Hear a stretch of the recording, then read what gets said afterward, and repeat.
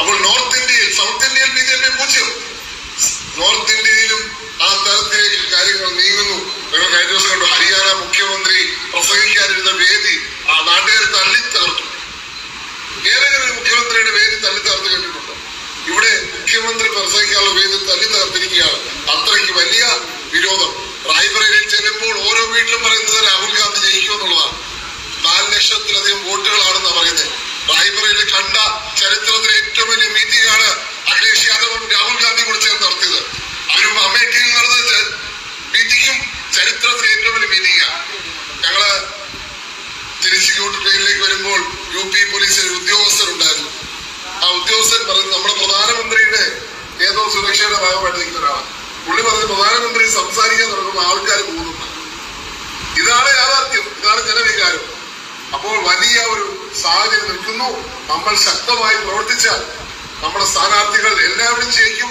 മലയാളികൾക്ക് ചെയ്യാവുന്ന എല്ലാം ചെയ്യണം. നമ്മളെ കൊണ്ട് ചെയ്യാവുന്ന അവസാന നിമിഷം വരെ ചെയ്യണം. അതിനകത്ത് ഒരു കുഴപ്പം പാടില്ല.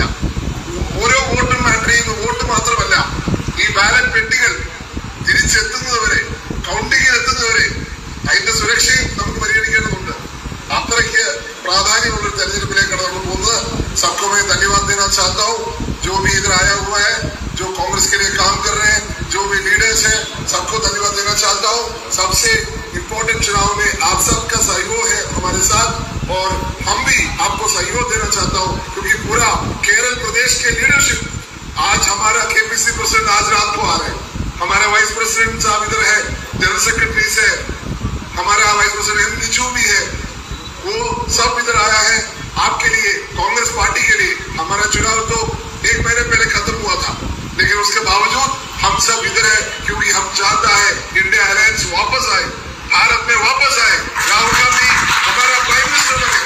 हमारा एक ही लक्ष्य है कि हमारा प्राइम मिनिस्टर राहुल गांधी बने. 1 महीने पहले लोग सोचते थे एक मजाक है, लेकिन वो सच बनने जा रहे हैं. और नरेंद्र मोदी बाहर होने वाले हैं, BJP बाहर होने वाले हैं, कांग्रेस पार्टी वापस आ रहे हैं. सबको सहयोग को धन्यवाद देना चाहता हूँ.